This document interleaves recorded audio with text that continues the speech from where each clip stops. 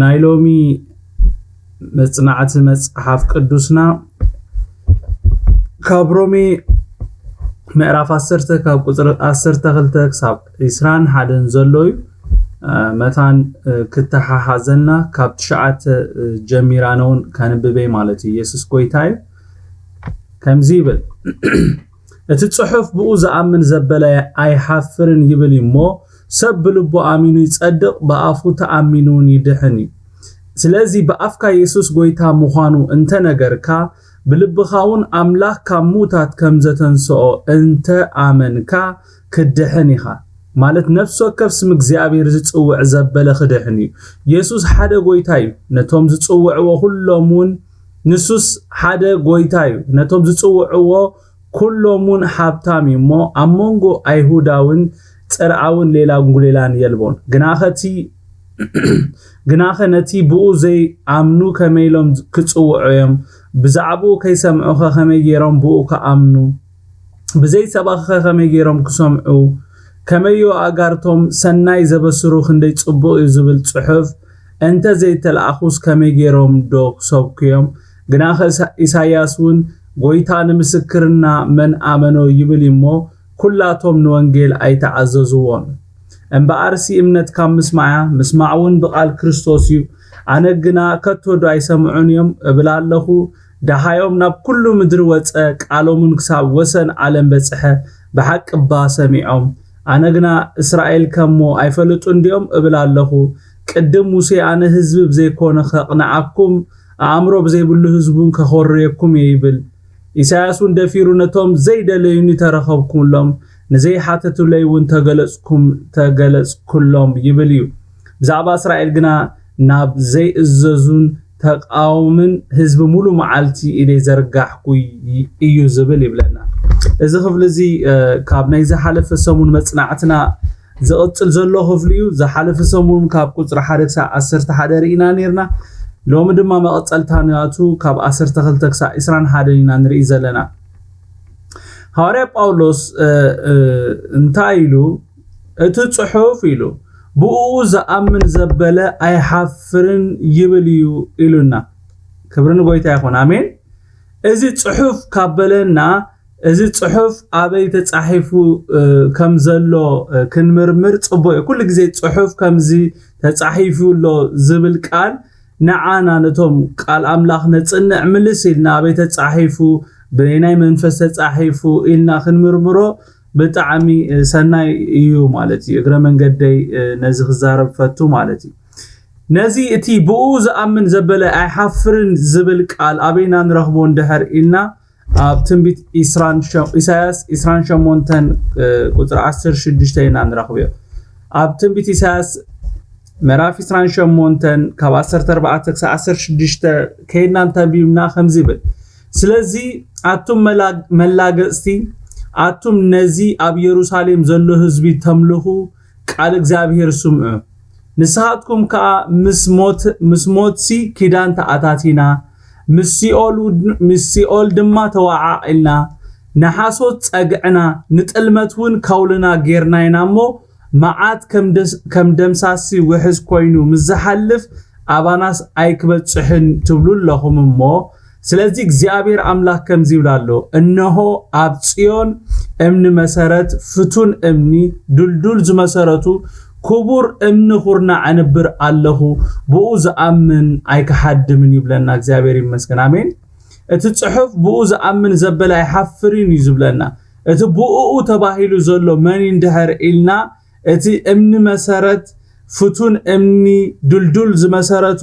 ክቡር እምኒ ኩርናዕ ተባሂሉ ተገሊጹ ዘሎ ኢየሱስ ክርስቶስ ወድቲ ሕያው አምላኽ እዩ አሜን ክብርን ሽሙ ይሁን ስለዚህ ብመን ዝኣምን ዘይሓፍር እንድሕር ኢልና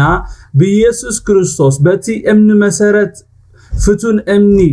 ዱልዱል ዝመሰረቱ ክቡር እምኒ ኩርናዕ ዝኣምን ዘበለ እዩ ዘይሓፍር ክብርን ሽሙ ይሁን ሐዋርያ ጳውሎስ እቲ ጽሑፍ ብኡ ማለት በኢየሱስ ክርስቶስ ዝኣምን ዘበለ ኣይሓፍርን ይብል እሞ ምስ በለ ቀጺሉ እንታይ ኢሉ ሰብ ብልቡ ኣሚኑ ይጸድቕ በአፉ ተኣሚኑን ይድሕን እዩ ስለዚህ በአፍካ ኢየሱስ ጎይታ ምዃኑን ተነገርካ ብልብኻውን አምላክ ካሙታት ከም ዘተንስኦን ተአመንካ ድሕኒኻ ይብለና ኣብዚ ሰብ ከመይ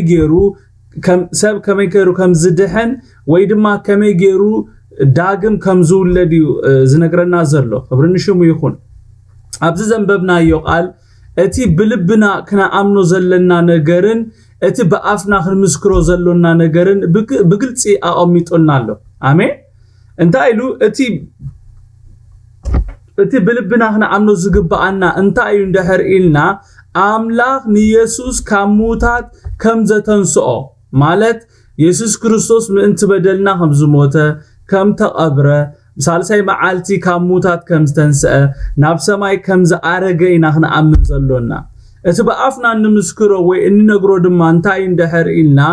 ኢየሱስ ጎይታ ምዃኑ ክብርን ጎይታ ይኹን እዚ ኢየሱስ ክርስቶስ ጎይታ እዩ ዝብል ቃልሲ ቀሊል ጌርና ኢና ንወስዶ ንሕና ክንብሎ ስለዝኽኣልና ማለት እዩ ኢየሱስ ጎይታ እዩ ክብሉ ዘይክእሉ ብዙሓት እዮም አሜን ዶ ስለዚ ኢየሱስ ጎይታ ምዃኑ በአፍካ እንተመስከርካ ዝብል ዘሎ ንኽትምስክር ናይ እግዚአብሔር መንፈስ ክረዳእካ ክእል ኣለዎ ኢየሱስ ጎይታ እዩ አሜን ሐዋርያ ጳውሎስ ንሰብ ቆሮንቶስ ኣብ ቀዳማይ መልእክቱ ምዕራፍ 12 ቁጥሪ 3 ክጽሕፈሎም ከሎ እንታይ ኢሉ ስለዚ ሓደ እኳ ብመንፈስ አምላክ ዝዛረብ ኢየሱስ ርጉም እዩ ከም ዘይብል መንፈስ ቅዱስ ተመሪሑ እንተዘይኮይኑ ከዓ ኢየሱስ ጎይታ እዩ ክብል ንሓደ እኳ ከም ዘይኮነሉ ኣፍልጠኩም ኣለኹ ክብሎም ከሎ ንርኢ ካብዚ ቃል እንታይ ኢና ንርዳ ኢየሱስ ጎይታ ኢልካ ክትዛረብ ወይ ክትነግር ቀሊል ነገር ከም ዘይኮነ ኢና ንርዳ አሜን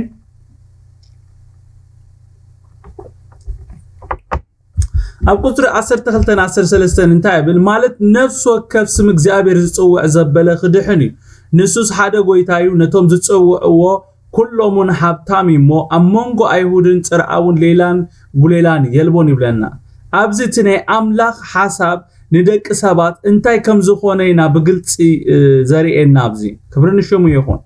ናይ እግዚአብሔር ፍቃድ ወይ አጀንዳ ኩሉቲ ብመልክዑን ብምሳሌኡን ተፈጥረ ሰብ ብዘይ ኣፈላላይ ናብኡ ክመጽ እዩ ሐዋርያ ጳውሎስ ነዚ ኣብ ነፍስ ወከፍ መልእክቱ ብግልጽ ኣስፊርዎ ኣሎ ንኣብነት ኣብ ሮሜ 3 ምዕራፍ 9 ቁጥሪ 9 ቁጥሪ 19 ካብ 22-23 ቁጥሪ 29 እንደገና ሮሜ 11:32 ገላትያ 3:28 ኤፌሶን 2:11 ኤፌሶን 3:13 ቆሎሴ 3:11 ከይና ክነንብብ ኮለና ኩሎም ማለት አይሁድ ኮነ አሕዛብ በቃ ጥፉአት ከም ዝኾኑ ኩሎም ድማ መድሓኒ ከም ዘልዮም ምድሓን ከም ዘልዮም እቲ ናይ ምድሓን ዕድል ድማ ንኹሉ ክፉት ምዃኑ ኢና ኣብዘን ተጠቕስኮን ጥቕስታት ዘርኤና ማለት እዩ ነፍስ ወከፍ ኢሉ ስም እግዚአብሔር ዝጽውዕ ዘበለ ክድሕን ይብለና እቲ ነፍስ ወከፍ ዝብል ቃል ትርጉሙ እንታይ እንድሕር ኢልና መን ብዘይገድስ ማለት እዩ አሜን መን ብዘይገድስ ባክግራውንዱ ብዘይገድስ ካበይ መጽኡ ብዘይገድስ ግን ነፍስ ወከፍ ስም እግዚአብሔር ዝጽውዕ ዘበለ እንታይ ክከብር ኢሉ ክድሕን ኢሉ ነፍስ ወከፍ ማለት ዝኾነ ይኹን ብዘይ ኣፈላላይ ማለት እዩ ነፍስ ወከፍ ማለት እቲ ስም እግዚአብሔር ጸዊዑ ክድሕን ዝደሊ ዘበለ ማለት እዩ ስለዚ ወንጌል ንኹሉ ሰብ በቃ ንኹሉ ሰብ ዘቐመጦ እንቅፋታት ዘበለ ዘዓሊ ንኹሉ ፍጥረት ብዘይ ኣድልዎ ናይ መድሓን ዕድል ዝህብ እዩ አሜን ዶ እዚ ተዘይከውን ነይሩ ኣነ ንስኻትኩምን ኣይ መድሓናን ነርና ኣነ ንስኻትኩምን ሲ ነዚ ኢየሱስ ክርስቶስ ኣይ መፈለጥናዮ ነርና ኣብ ትንቢት ዩኤል ምዕራፍ 2 ካብ 28-29 ኣብ ቀዳማይ ቆሮንቶስ ምዕራፍ 12-11 ገላትያ 3:28 ከምኡን ቆሎሴ 3:11 ከይና ክነንብብ ኮለና ነዚ ብግልጽ ዘርኤና ነፍስ ወከፍ ስም እግዚአብሔር ዝጽውዕ ዘበለ ክድሕን እዩ ምስ በለ ቀጺሉ እንታይ ኢሉ ንሱስ ሓደ ጎይታ እዩ ነቶም ዝጽውዕዎ ኩሎሙን ሃብታም እሞ ኣብ መንጎ ኣይሁዳውን ጽርዓውን ሌላን ጉሌላን የልቦን ይብለና ክብሪ ንሽሙ ይኹን ንሱስ ኢልዎ ዘሎ ንጎይታናን መድሓኒናን ኢየሱስ ክርስቶስን እዩ ኣብ ላዕሊ ከም ዝረአናዮ ሰብ ኢየሱስ ክርስቶስ ኣሚኑ بأملاخنته ويدما بقويتنته تأمينه خمزدحن رئينا أبز مليسيون نزي نجرزي كتصنعه لنا نرئيز لنا كريستوس اتزدحن نايمن شمين دحر إلنا قدسان اتزدحن نا يسوس كريستوس سمي زدحن يسوس مالت كم تقول لحنا نفلطو مدحاني مالتي كريستوس مالت دما زتقبأ ويدما قبوع مالتي سلازي نزي بأملاخ اتقبأ يسوس كريستوس اتي مئنتانا ناي مسكال موت زموت اتقبره بسالساي معالتون تنسأ أب سماي إذا أرجع سمو خنصو خلنا بو كنا أمن خلنا ندحن مالتي يسوس قويتاي يسوس نسوس يلو حدا قويتايو مسبلة أتيلو زبالو قال انتايبل نتهم زتصوعو كلهم حبتامي مو أمونغو أيهوداون ترعون ليلان قليلان يلبون يبلنا خبر نشوم يكون آمين نتهم زتصوعو كلهم يلو تصوعيو ترايمبر نأخذ زخون بوتا اللو مالتي تصوعيو ترايمبر نأخذ زخون سفر اللو مالتي آمين دو خبر نشوم يكون نتهم زتصوعو زبالة نتهم زتصوعو كلهم كبل كله هجون بزي أفلالاي مالتي مان نتهم بزي يقدس نتهم زتصوعو يلو خبلنا كله انتاي زبلنا زلو زي تصوعوون اللو مالتي سلازي كلاتنا نتهم زتصوعو كلهم زبل قال نسمرلو نتهم زتصوعو زبل قال زملاخلتنا حدا نغري نسو خانتايو زي تصوعوون كم زلوينا كابز قال زنردا نتهم زتصوعو غنا املاخ انتايلو حبتاميلو نخلحنا زخون سفر اللو مالتي خبر نشمو يكون كاب 14 كسا اسران حدن انتايبل غناخ نتبو زي امنو كميلوم كتصوعوهم بزعبو خي سمعو خمي غيرهم بو كامنو بزي سبا خمي غيرهم كسمعو كبيو اغارتهم سناي زبسرو خندي صبو زبل صحف انت زي تلاخوس كمي غيرهم دو صوبكيم غنا خي ساسون غويتاي نمسكر كامن امنو يبليمو كلاتهم نونجيل اي تعززون ام بارس امنت كام مسمعون بقال كريستوسيو انا غنا كتودو اي سمعونيم ابلالخو دحايوم ناب كل مدر وصه قالومن كسعوسن علم بصح بحق باسميعهم انا غنا اسرائيل كايفلطو انديم ابلالخو قدم موسى انا حزب بزي كونه خنعكم امرو بزي بل حزبن كخوريكم يبل إساس دفيرو نتوم زي دلوني ترخب كلهم نزي حتى لين تجلس كلهم يبليو بزعبا إسرائيل جنا ناب زي أزوزن تقامن حزبي ملو معالتي دي زرقحكو يبلي يبلنا مالتي أبزي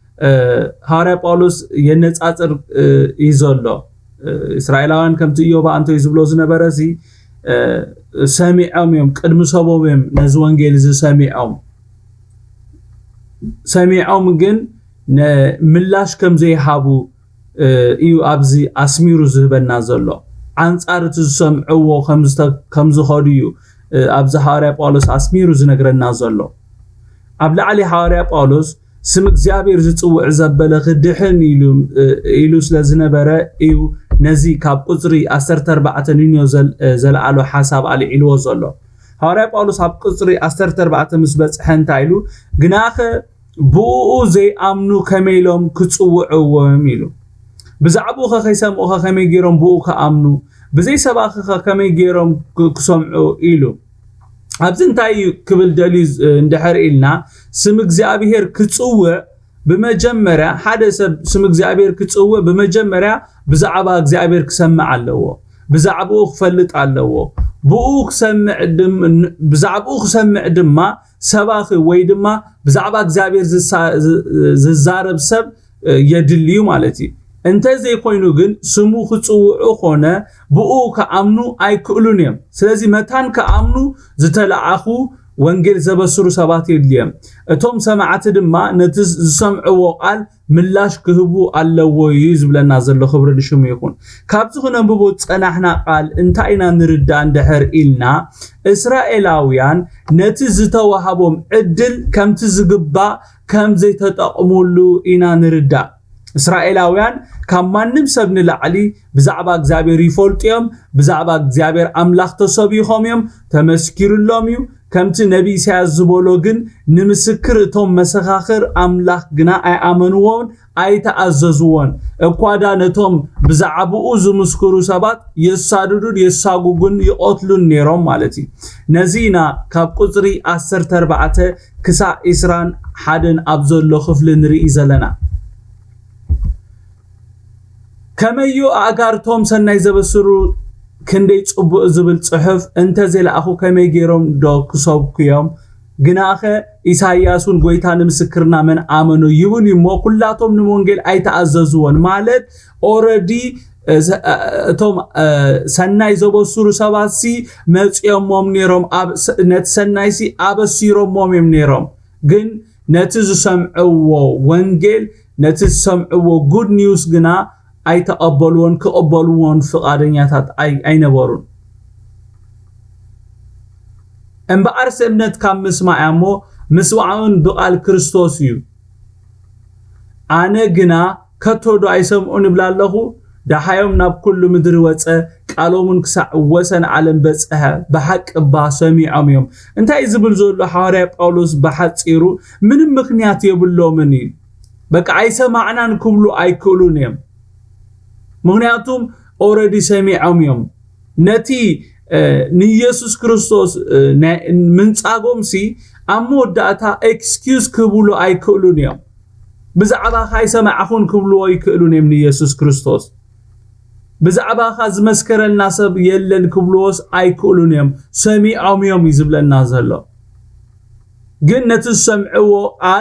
ነቲ ሰምዕዎ ቃል ክርስቶስ ክቀበልዎ ኣይከኣሉን ይዝብለና ዘሎ ካብዚ ከምዚ ድንዛዜ እግዚአብሔር የድሕነና በቃ ሐቅና ተነገረካ ነቲ ሐቅ ምንጻግ እዚ እግዚአብሔር ካባና የርሕቁ አሜን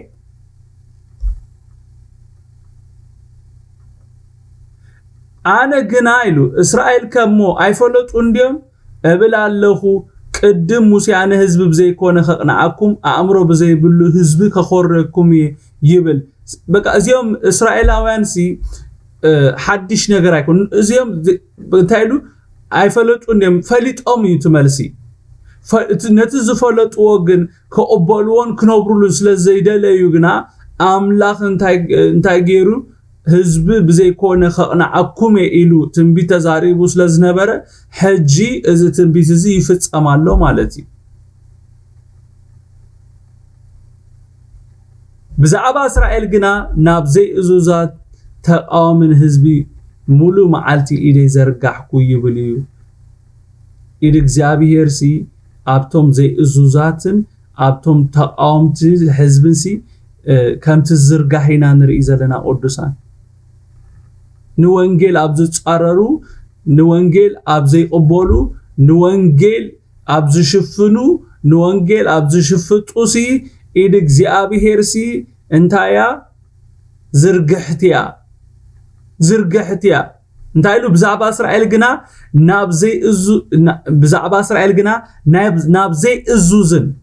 ተቃዋምን ህዝቢ ሙሉ መዓልቲ ኢደ ዘርጋሕኩ እዩ ዝብል ይብለና እግዚአብሔር ካብ ከምዚ የድሕነና አንጻር ወንጌል ካይንኸይድ እግዚአብሔር ምስተዋዕል ሃበና ጎይታ ኢየሱስ ብነገር ኩሉ ይባርኩም ጸጉኡ ይብዛሐልኩም ንሎሚ ኣብዚያ ጥራይ ዘላትኒ ተባረኹ ለይ ጎይታ ኢየሱስ ይባርኩም እዳውና አለና ጸሊና ንወዲና